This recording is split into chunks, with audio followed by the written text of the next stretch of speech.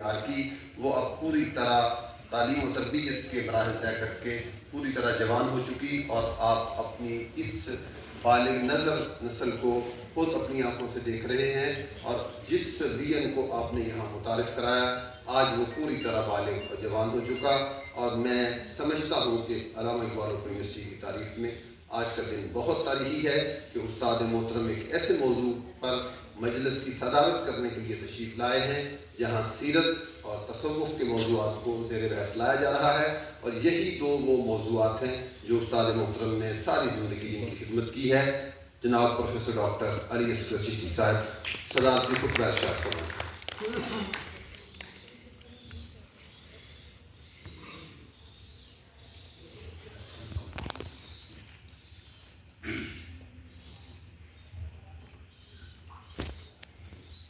بسم اللہ الرحمن الرحیم اللہم صل علی سیدنا محمد وعلی آل سیدنا محمد وعلی اصحاب سیدنا محمد وعلی ازواج سیدنا محمد وعلی بنات سیدنا محمد۔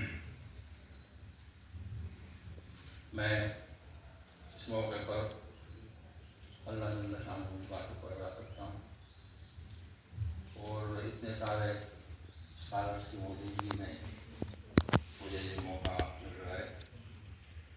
تو یہ جو سیرت کا شعبہ ہے، بنیادی طور پر یہ حدیث کی سیرت کا شعبہ تھا، بعد میں پھر جو ہے سیرت اس سے الگ ہو گیا، اور میرا تعلق اس شعبے سے رہا تقریباً 20 سال تک میرے شعبے سے مستقل رہا۔ تو اس میں ہم نے اللہ نے موقع دیا تو سیرت کے مختلف جہاد اور جوانب پر اپنے اسکالر سے ایم فل لیول پر اور پی ایچ ڈی لیول پر کام کروایا۔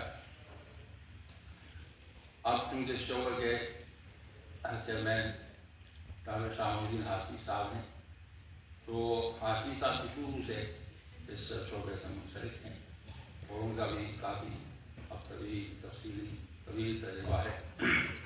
تو یہ جو انہوں نے عنوان منتخب کیا ہے کہ بر صغیر پاک و ہند میں صوفیاء کی خدمات سیرت۔ ظاہر ہے کہ یہ جو صوفیاء کرام ہیں تو ان کا دائرہ کار بالکل مختلف ہے۔ ہمارے ہاں جب ہم علوم کی بات کرتے ہیں اور علوم عالیہ کی بات کرتے ہیں تو علوم عالیہ میں علم التفسیر ہے، علم الحدیث ہے، علم الاحکام ہے، اور پھر علم الاخلاق۔ تو ترتیب یوں ہے کہ تفسیر میں تو اصول ہیں، اور حدیث میں اس کی تشریح و تفسیر ہے، اور فقہ میں اس کے استنباط ہے۔ اب ان تینوں پر جو عمل ہے وہ آ کر صوفیاء کا ہے۔ اس لیے ہمارے یہاں دین مدارس میں یہ اصول تھا کہ طلباء جب دورہ حدیث کرتے تھے تو دورہ حدیث کے بعد انہیں کہا جاتا تھا کہ کسی شیخ کے پاس رہیں، کسی شیخ کے یہاں رہیں اور ان سے سیکھیں، عمل سیکھیں۔ تو جو عمل ہے تو ٹھیک ہے، پڑھنے سے انسان کے پاس معلومات آتی ہیں، لیکن عمل میں بہت ٹائم لگتا ہے۔ ایک معلومات جو آپ کے پاس ہے اس معلومے کے اوپر عمل جو کرنا ہے تو یہ بالکل مختلف معاملہ ہے۔ اس لیے صوفیاء کرام کے ہاں جو فوکس ہے وہ عمل پر ہے، تصوف عمل کا نام ہے، اور اس لیے ہم دیکھتے ہیں کہ صوفیاء کرام کے ہاں جو لٹریچر ہے وہ اس طریقے سے نہیں ہے جو مفسرین کے ہاں ہے، یا محدثین کے ہاں ہے، یا فقہاء کے ہاں ہے، یا وہ باقی جو مورخین کے ہاں ہے، باقی علماء کے ہاں ہے۔ اس طریقے سے اتنا وسیع لٹریچر تصوف میں پایا نہیں جاتا۔ ہمارے یہاں تو اس سے کہا جاتا ہے کہ تصوف جو ہے یہ ایک الگ چیز ہے، اور باقی علوم الگ ہیں، تفسیر اور حدیث الگ ہیں، لیکن میرا ذاتی جو تجزیہ ہے اور مطالعہ ہے تو میں اس نتیجے پر پہنچا ہوں کہ جتنے بھی ہمارے محدثین ہیں سارے کے سارے محدثین کا تعلق تصوف سے رہا ہے۔ یہ جو امام بخاری رحمہ اللہ ہیں، امام بخاری سے بڑا صوفی اور کون ہوگا؟ امام بخاری نے پوری زندگی جو گزاری ہے زہد میں گزاری ہے، ان سے بڑا زاہد کون ہوگا؟ امام مسلم سے بڑا زاہد کون ہوگا؟ حافظ ذہبی نے اپنی تاریخ میں باقاعدہ ایسے محدثین کی تفصیلات بتائی ہیں، ان کی کرامات بھی بتائی۔ عبداللہ بن نمیر جو امام بخاری کے شیوخ میں سے ہیں، ان کی بڑی کرامات بتائی۔ تو اسی طرح امام فضیل ابن عیاض جو کتب ستہ کے روات میں سے ہیں، ان کے بیٹے محمد ابن فضیل بن عیاض کتب ستہ کے روات میں سے ہیں۔ بہت ساری صوفیاء ہیں یہ جو عام طور سے کہا جاتا ہے کہ محدثین کے ہاں صوفیاء کی روایات نہیں لی جاتی تھی، یہ ہے بعض صوفیاء ایسے ہیں کہ وہ علمی اعتبار سے یا ضبط اعتبار سے ان پر کلام ہے، تو اس لیے محدثین نے ان کی روایات نہیں، لیکن یہ کوئی ایسا بنیادی اصول نہیں ہے کہ محدثین نے صوفیاء کی روایات نہیں لیا ہے، بلکہ بہت سارے محدثین خود صوفیاء ہیں۔ امام حاکم نیسابوری بہت بڑا صوفی تھا، بہت بڑا شیخ تھا۔ امام ابن حبان بہت بڑا صوفی تھا۔ امام ابن خزیمہ بہت بڑا صوفی تھا۔ تو یہ جو جتنے محدثین ہیں، بلکہ تصوف تو حدیث کے بغیر کوئی صوفی جو ہے حدیث کے بغیر کیسے صوفی ہو سکتا ہے؟ تصوف میں تو یہ ہے کہ اللہ کے رسول کی سنن پر عمل کرنا ہے اور براہ راست عمل کرنا ہے۔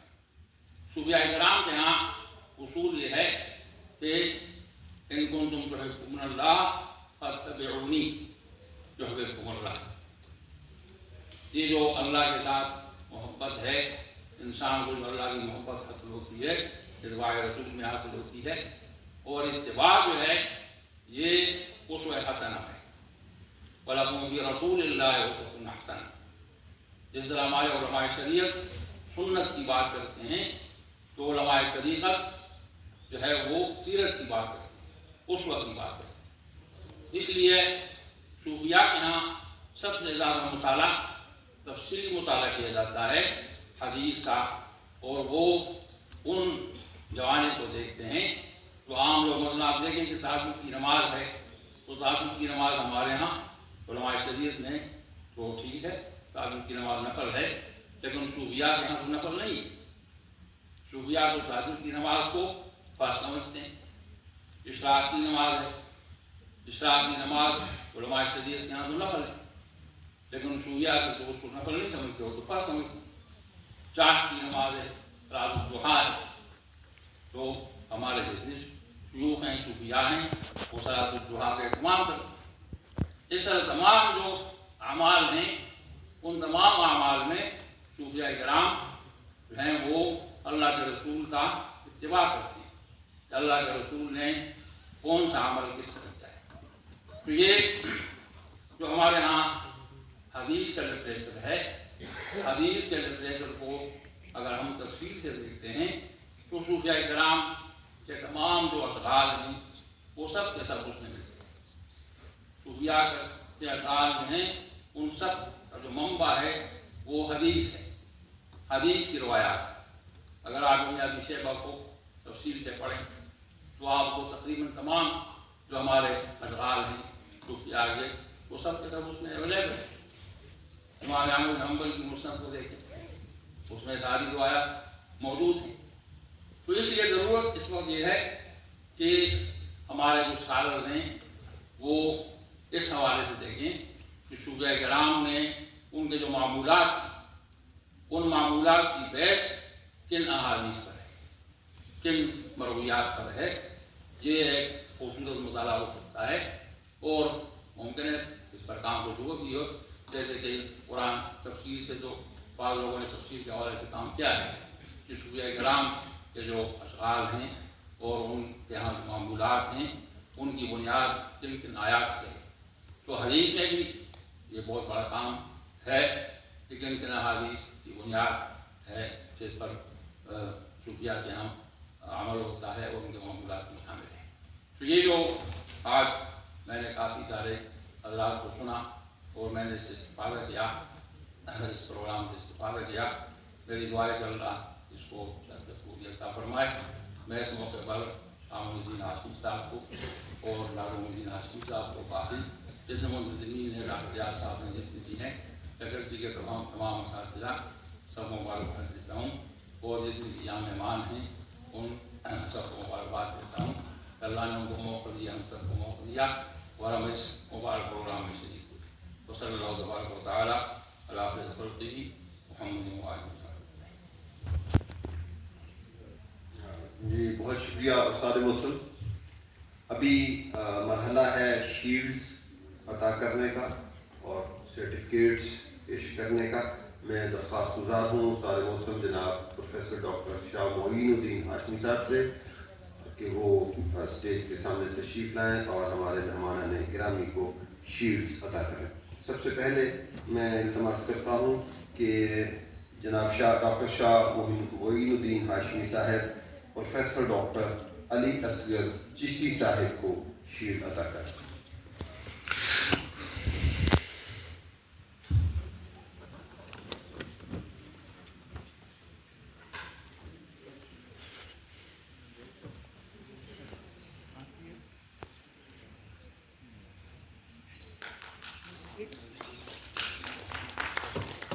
ڈاکٹر معین ہاشمی صاحب ڈاکٹر علی اصغر چشتی صاحب کو شیلڈ عطا کر رہے تھے.